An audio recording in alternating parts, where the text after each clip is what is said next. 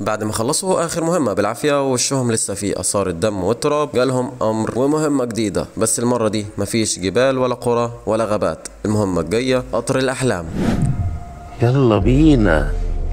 الدنيا كانت ليل والجو كان مشحون جدا، كأن في حاجة كبيرة جاية. تانجيرو ومع زينيتسو وإينوسكي راكبين إطار غريب اسمه إطار اللانهاية، وهدفهم واضح: يحققوا في حالات اختفاء غريبة حصلت للركاب اللي بيطلعوا القطر ده ما بيرجعوش. وصلوا للمكان وركبوا القطر، وهناك اتقابلوا مع واحد من أعظم الهاشيرا، رينجوكو كيجورو، هاشيرا اللهب. الراجل ده باين من ملامحه إنه جاد جدا وهدفه واضح: يقتل الشيطان اللي ورا اللي بيحصل في القطر ده. ما عداش وقت طويل وفجأة كلهم ناموا. اللي حصل إن واحد من الأقمار الشياطين اسمه إنمو دمج الدم بتاعه في تذاكر القطر لما اتقطعت التذاكر، وفعل لعنة بتخلي اللي يلمسها يدخل في حلم عميق. طبعا كل واحد بدأ يحلم حلمه المفضل مع أهله وأصحابه وأحلامه المفضلة والمآسي اللي كان بيعيش فيها. وهنا دخلنا في مرحلة الجد. إنمو كان بيستخدم أطفال مساكين يربطهم بالبطل وهم نايمين ويخليهم يدخلوا أحلامهم من جوه عشان يدوروا على نقطة الروح، لو دمروها الشخص يموت. بس تانجيرو كان أقوى من كده، حس إن في حاجة غلط وبدأ يفوق من الحلم لوحده. والأغرب إنه اكتشف إنه علشان يصحى لازم يموت نفسه جوه الحلم، وفعلا كل مرة كان يقطع رقبته في الحلم بيصحى من تاني. أول ما فاق طلع فوق القطر ولقى إنمو مستنيه، بس الغريبة إنمو دامج جسمه مع القطر كله، يعني القطر نفسه بقى شيطان. وهنا بدأ قتال خرافي. نوسكي بيوجه هجماته براس خنزير بحماسة هستيرية، تانجيرو بيستخدم تنفس الماء بيتنقل فوق القطر كأنه بيطير، ونيزوكو أخته خرجت من الصندوق وبدأت تساعد الركاب. رينجوكو ماسك العربيات الأخيرة وبيحمي الناس بمنتهى القوة. كان لازم يقطعوا راس إنمو، بس الراس دي مش في مكانها العادي، دي في مقدمة القطر. تانجيرو كان بيضرب وإنوسكي كان بيشيل أي تهديد يجي من قدام، وفعلا قطعوا راس إنمو. الكل كان فاكر إنهم كسبوا كده. القطر خرج عن القضبان بعد ما إنمو مات، لكن محدش مات من الركاب، وده بفضل رينجوكو. بس لسه اللي جاي تقيل. فجأة من العدم ظهر أكازا، واحد من أقوى شياطين موزان والقمر العلوي الثالث. وشه هادي، صوته ناعم بس طاقته مرعبة، وبص لتانجيرو كأنه مش شايفه وقال: رينجوكو تعال وانضم لينا ونخليك شيطان زينا. لكن رينجوكو عمره ما كان هيفكر يسيب طريقه، رفض العرض بكل قوة وبدأ القتال الأسطوري. الحركة دي كانت ملحمية بكل معنى الكلمة، تنفس اللهب ضد تقنية الدم الشيطانية لأكازا. رينجوكو بيستخدم تقنيات زي الأسلوب الأول قوس اللهب والأسلوب التاسع ولهب الوداع بكل قوته. أكازا بيتجدد بسرعة، كل ضربة بتقطعه بيرجع تاني كأنه مفيش حاجة حصلت. بس رينجوكو ما استسلمش، رغم إنه اتصاب إصابات خطيرة لكنه وقف بين أكازا وبين تانجيرو ونيزوكو عشان يحميهم لآخر لحظة. في الآخر أكازا ضرب ضربة قاتلة، لكن رينجوكو ثبت مكانه ماسك فيه مش بيسيب لحد ما طلع النهار والشمس بدأت تظهر. أكازا اضطر يهرب وجري في الغابة، بس رينجوكو كان بيموت وتانجيرو كان بيصرخ عليه قال له: انت كسبت يا رينجوكو، هو اللي هرب، انت البطل الحقيقي. رينجوكو ابتسم وقال لتانجيرو: وصل لوالدتي اني عملت اللي عليا، انتوا الجيل الجديد كملوا الطريق. ومات وهو قاعد مبتسم. لواحد فيهم خرج من القطر متغير، اللي كان مجرد اختبار بقى درس قاسي. فقدوا فيه اخ وقائد وبطل، لكن اللي سابوا رينجوكو فيهم نار مش هتنطفي ابدا، وشعلة هتكمل تحارب الظلام. بعد اللي حصل في القطر، الخسارة والدموع والنار اللي سابت علامة في كل قلب واحد فيهم، تانجيرو ما بقاش زي الاول. كل حركة بيعملها بقت تقيلة، كل نفس بياخده فيه وجع، بس مش ناوي يقف ومكمل في طريقه. قعد فترة في بيت الفراشات بيتعالج ويتدرب، طور تنفسه والمهارات بتاعته. ومرة واحدة دخل عليهم حاجة مزلزلة، شخص طويل متبهرج، صوته عالي ولبسه ما يتفهمش. ده هشير الصوت تنجين اوزوي، بس عينه حادة، وورا كل الاستعراض ده راجل بيشيل دم على كتفه اكتر من اللي نقدر نتخيله. كان جه عشان ياخد واحدة من بنات الفراشات لمهمة سرية في حي غريب. تانجيرو وقف له وقال له: مش هتاخد حد، خدني انا. وزينيتسو طلع من وراه وقال له: وانا كمان. وإينوسكي دخل بالعافية وقال له: واللي هيسيبه يروح لوحده يبقى جبان. إينوسكي اتدخل وكان عايز يروح هو كمان وتبدا المهمة. دخلوا حي غريب جدا كله انوار وضحك وطبل ورقص ومليان بنات. العدو المرة دي مستخبي وسط الزحمة، شياطين بس مش اي شياطين، احنا بنتكلم عن الرتبة العليا السادسة، يعني دمهم تقيل وسهل يقتلوه في ثانية. شير الصوت تنجين دخل الحي ومع 3 زوجات جاسوسات اتبعتوا قبل كده يتجسسوا على الوضع، بس واحدة اختفت والتانية بعتت رسالة استغاثة. تانجيرو واصدقائه بتنكروا ويشتغلوا جوا بيوت الترفيه، وكل واحد يبدأ يدور بطريقته. نوسكي استخبى في لبس بنت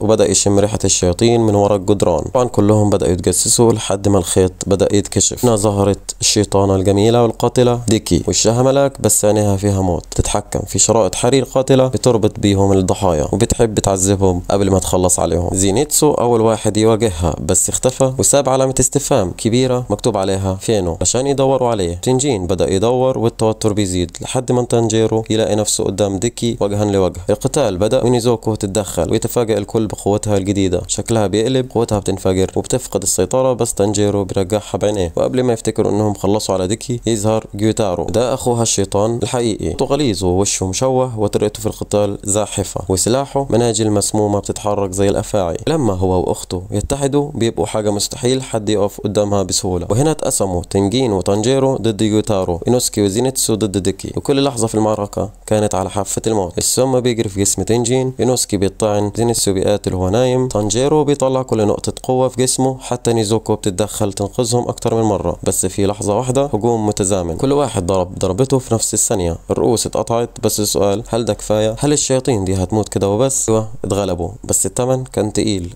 الدم غطى الشوارع، الناس اتصابوا، والموت كان بيقرب في كل لحظة. وفي الاخر جين فقد ذراعه بس احتفظ بروحه، وتانجيرو طلع من المعركة دي مش بس قوى، لكن قلبه اتفتح على اسرار جديدة وعلى وجع الشياطين نفسهم. جيوتارو وديكي حتى وهم بيموتوا كانوا ماسكين في بعض، قصة اخ واخته تشوهوا وتعذبوا وبقوا شياطين مش بارادتهم. وفي اخر لحظة تانجيرو دمع. الرحلة دي خلصت بس الحرب لسه طويلة والمعركة الجاية مدمرة اكيد. تنساش اللايك والاشتراك، كمل معنا السلسلة لسه فيها جديد. سلام.